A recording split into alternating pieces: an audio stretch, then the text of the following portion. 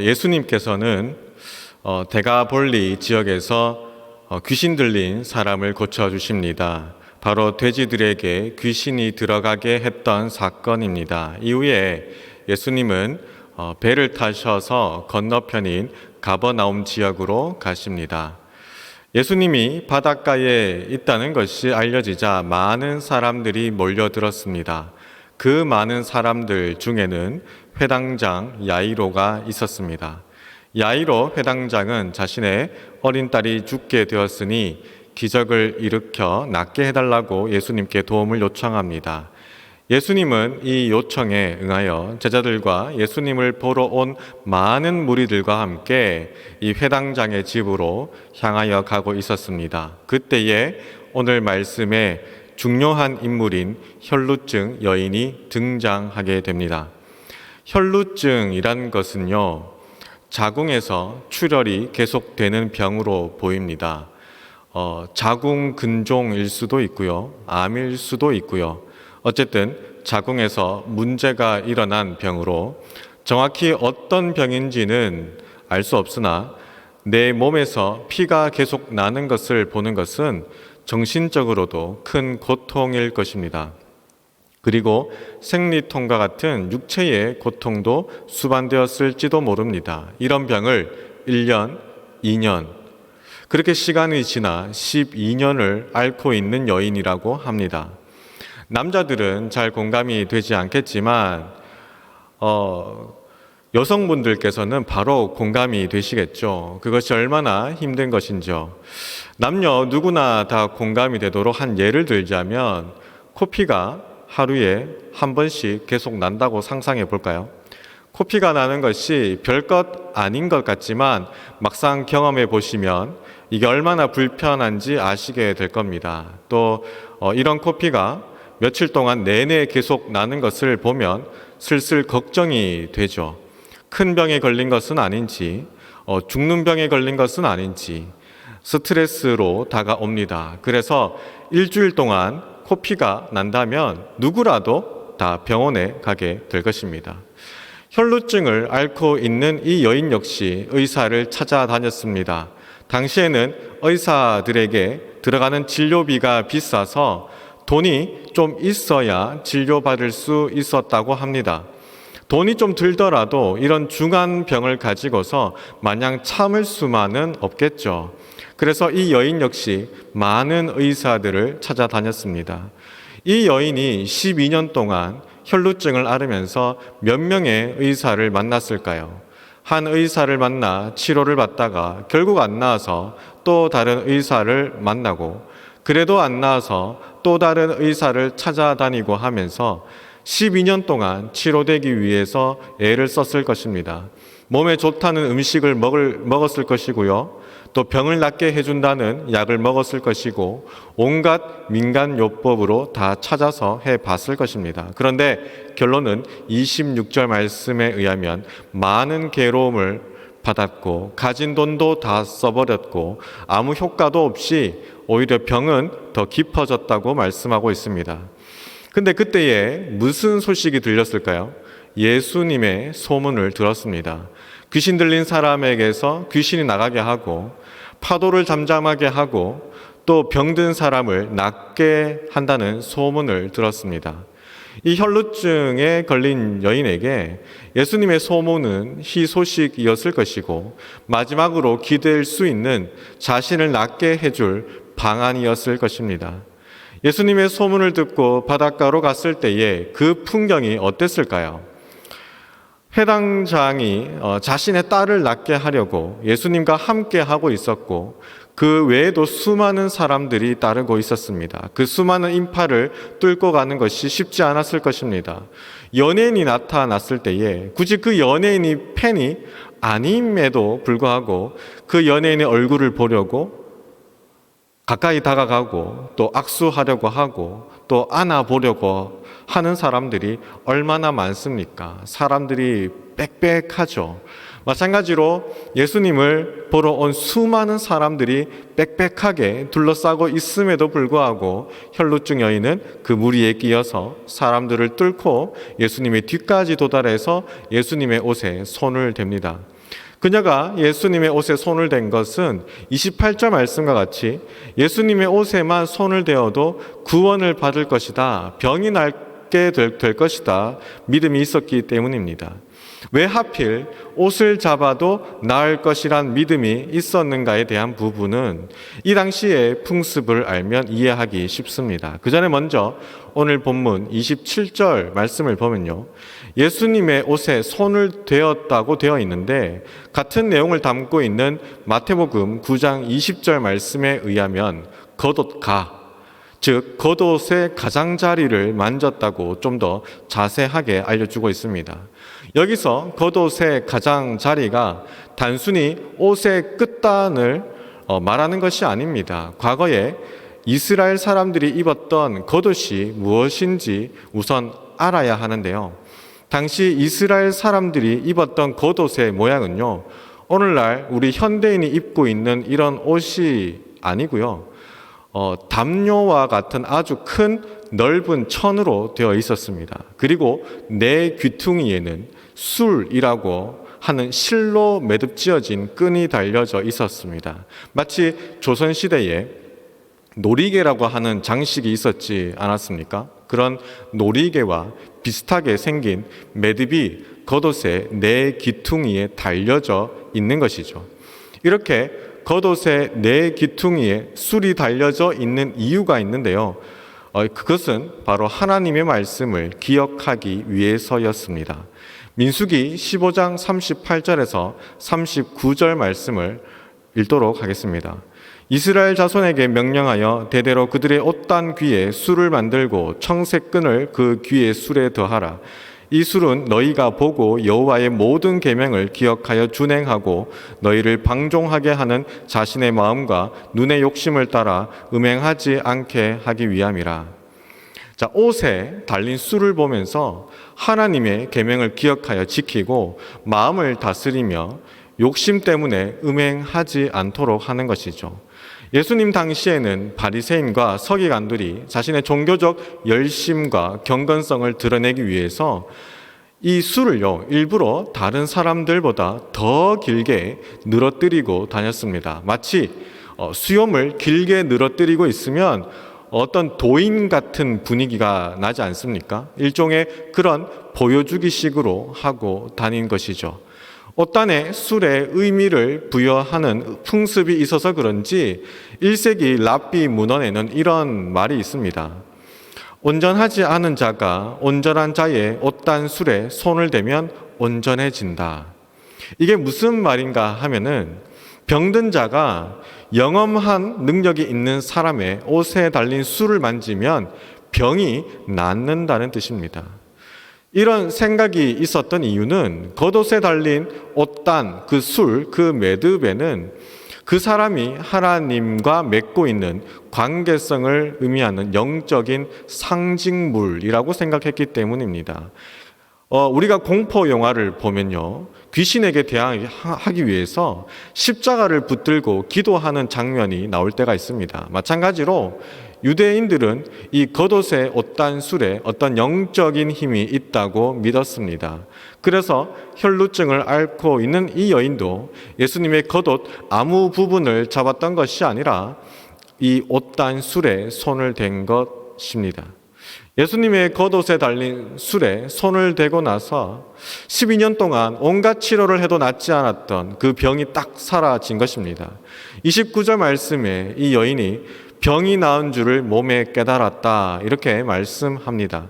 통증이 사라졌는지 아니면 피가 멈추었음을 스스로가 느꼈는지 정확하게 알 수 없으나 이 여인은 충분히 자신의 병이 나았음을 느끼며 알게 되었습니다.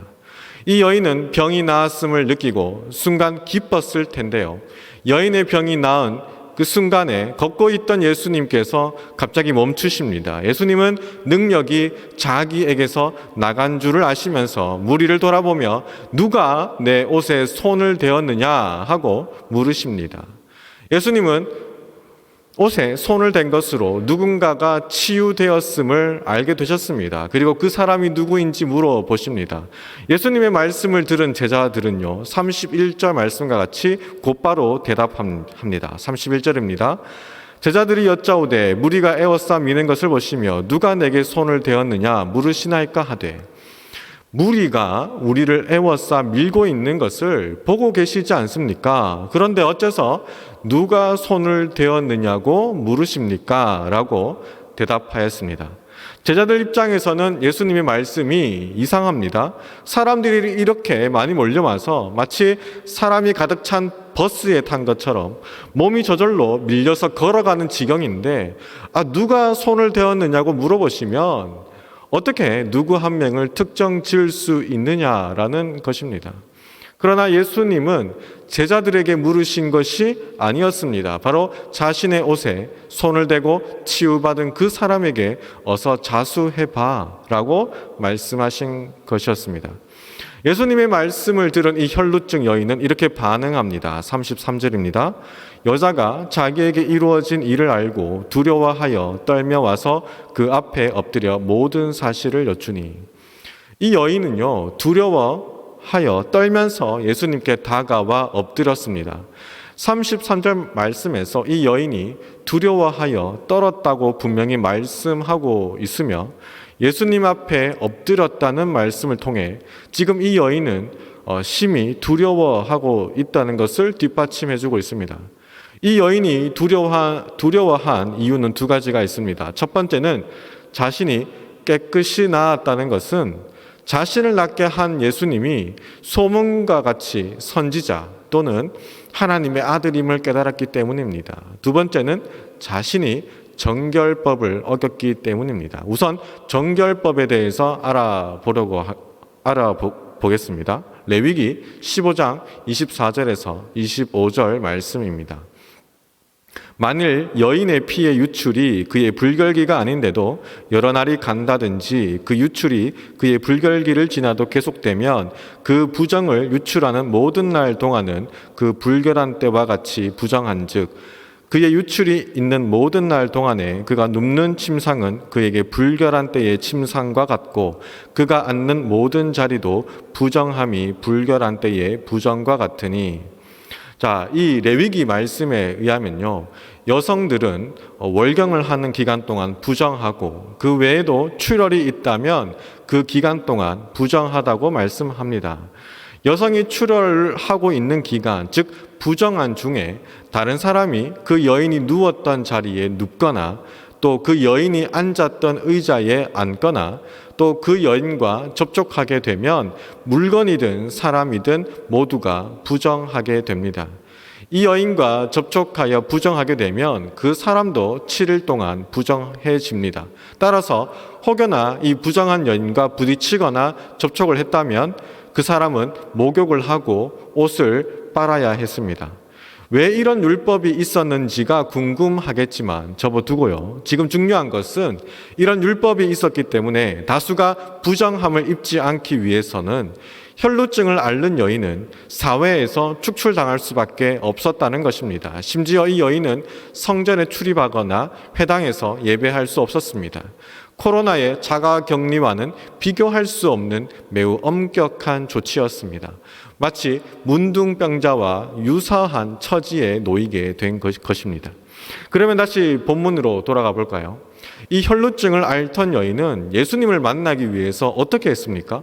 수많은 인파를 부딪히면서 뚫고 예수님께 나왔습니다. 따라서 이 여인과 접촉했던 많은 사람들이 7일 동안 부정하게 된 것입니다.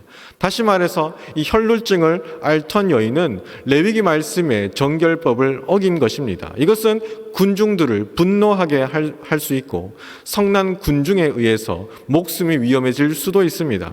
게다가 혈루증 여인은 예수님의 허락을 받지 않고 옷단의 술을 만졌습니다. 1세기의 랍비 문헌에 의하면요, 남의 옷단 술을 함부로 만지면요, 어떤 처벌을 받도록 명시되어 있다고 합니다. 그런데 이 여인은 예수님의 옷단수를 함부로 만졌으니까 예수님께 어떤 혼이 난다든지 또 어떤 처벌을 받는다든지 할 수밖에 없습니다. 또한 이 여인은 예수님의 허락을 받지 않고 예수님의 능력으로 치유받았습니다. 이는 따지고 보면 불법적인 행위 아니겠습니까? 그러므로 혈루증이 나은 이 여인은 예수님께서 자신을 찾는 것에 대해서 두려웠습니다. 병이 나았다는 것에 대한 놀라움도 분명히 있었지만 예수님이나 군중들에게 호통을 들으며 어떤 혼이 날 거란 두려움도 있었습니다. 이 여인은 예수님의 능력에 놀라 도망을 가지 못한 것인지 아니면 한 번 더 용기를 낸 것인지 알 수 없으나 예수님 앞에 엎드려서 자신에게 있었던 이야기를 다 말합니다. 자신이 혈루증에 걸렸고 12년을 앓았으며 모든 재산을 다 쏟아 부으면서까지 수많은 노력을 다했지만 병이 더 깊어졌다고요. 그리고 예수님을 통해서 나았다는 이야기까지 하였습니다. 이 여인의 이야기를 다 들은 예수님은 좋은 덕담과 함께 이 여인을 돌려보냅니다. 이 순간 우리에게는 한 가지 의문이 생깁니다. 이렇게 이 여인을 돌려보낼 것이었으면 예수님은 왜 이 여인을 찾았을까요? 그냥 모른 척하고 여인이 알아서 도망가도록 하셨으면 이 여인은 자신의 유출병이 있다는 수치스러운 이야기를 하지 않아도 되었을 것이고 군중들은 이 여인이 정결법을 어겼다는 사실도 몰랐을 것이고 따라서 두려움에 떨지도 않아도 되었으며 심지어 회당장의 딸이 목숨이 위급한 상황에서 시간을 지체하지 않아도 되었을 것입니다. 예수님에겐 여인을 굳이 밝히신 이유가 있었습니다. 첫째는 예수님의 옷에 마술적 특성이나 영적인 힘이 있었기 때문이 아니라 여인의 믿음이 있었기 때문에 치유받았음을 가르쳐주고 싶으셨기 때문입니다.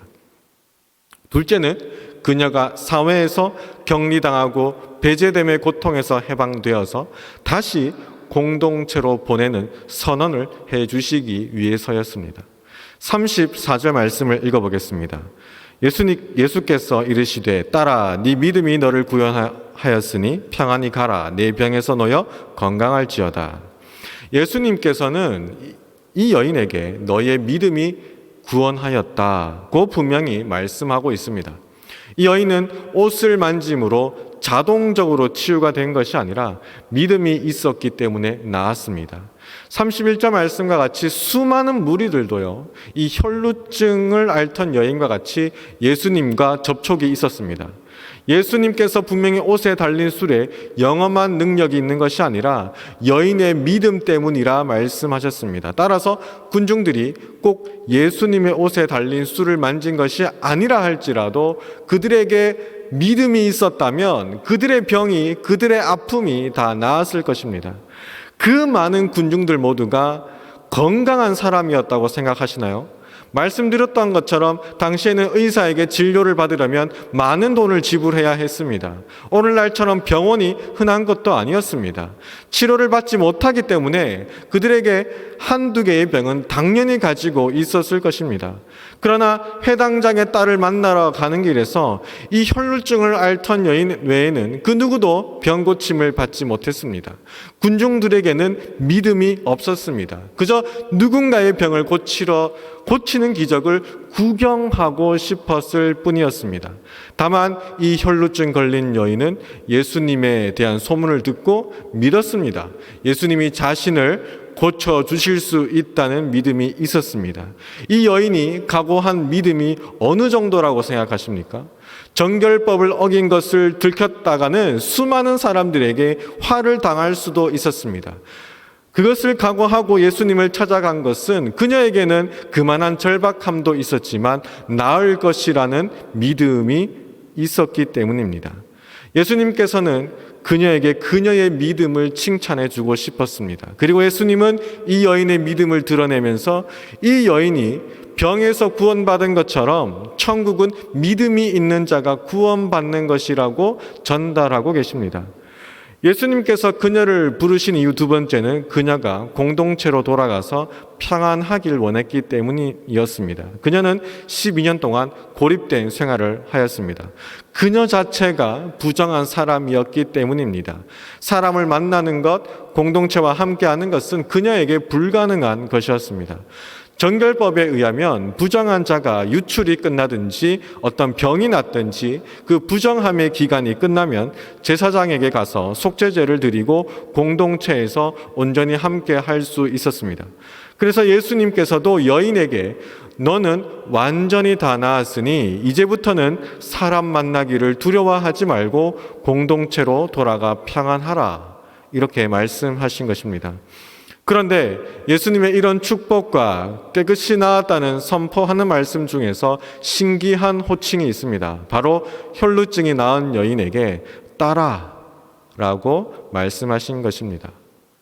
단순히 이 여인이 겁을 내지 않기를 원해서 말씀하셨던 걸까요? 제가 남의 옷단수를 함부로 만지면 처벌을 받을 수 있다고 말씀드렸습니다. 무례한 행동이었기 때문입니다. 그러나 옷단의 수를 만지고도 괜찮은 사람이 있었습니다. 누구일까요? 바로 그 옷의 자녀들이었습니다. 마치 어린 손자, 손녀가 할아버지 수염을 당겨도 혼나지 않지만 가족이 아닌 사람이 할아버지 수염을 당기면 모욕이 되고 다툼이 일어나는 것과 같습니다. 그래서 예수님은 혈루증이 나은 여인에게 따라라고 말씀하신 것입니다. 예수님이 군중 앞에서 이 여인을 자신의 딸로 선포한 순간 여인은 예수님을 모욕하였다는 죄가 사라지는 것이고 남의 옷단수를 함부로 만져서 받아야 할 처벌을 면하게 되었습니다. 예수님은 혈루증 여인의 치유뿐 아니라 여인의 일말의 죄책감마저 덜어주시며 편하게 해주셨습니다. 사랑하는 성도 여러분, 예수님은 어떤 분이십니까? 예수님은 혈루증을 앓던 여인의 몸과 마음을 완전히 치유해 주셨으며 그녀의 상황을 반전시켜 주신 분이십니다. 처음 보는 여인에게 따라라고 말씀해 주실 만큼 그녀를 위해 주셨습니다. 사회에서 배척을 당한 그녀가 딸이란 말을 예수님에게 들었을 때에 그것만큼 뜨겁게 마음을 만지는 단어는 없었을 것입니다. 예수님의 배려심과 사랑이 느껴지시나요? 잘 마무리된 그녀는 정말로 마음 편히 고향으로 돌아갔을 것이고 그녀의 남은 평생은 누구의 눈치도 보지 않고 죄책감 없이 그리고 건강하게 사람들과 더불어 살았을 것입니다. 이제 우리가 갖고 있는 문제를 생각해 봅시다. 이 혈루증을 앓던 여인과 같이 누군가에게 말하기에는 부끄러운 고민과 문제를 가지고 있지는 않습니까? 또는 나의 약점이 될 수 있기에 공개할 수 없는 문제를 가지고 있지는 않습니까? 또는 인간적인 그 어떤 노력을 다 하였지만 나아지기는커녕 오히려 힘들어지기만 하는 문제가 있지는 않습니까? 또는 도움을 청하고 싶지만 아무 인맥도 없고 돈도 없어서 그저 고통을 인내해야만 하는 문제가 있지는 않습니까? 성도님들은 어떤 고민을 안고 있습니까? 수많은 사람들이 예수님과 부딪히거나 예수님과 접촉하였지만 아무 일도 일어나지 않았습니다. 우리가 교회에 나오는 것, 그리고 기도하는 것, 그리고 예배하는 것이 그저 예수님의 아무 능력 없는 접촉에 불과하지는 않는지 우리는 내 자신을 보아야 합니다. 교회에는 매주 나오지만 기도는 하지만 나의 신앙은 참 오래되었지만 내 문제는 하나도 나아지지 않고 하나님께 기대하는 바가 없이 살지는 않습니까?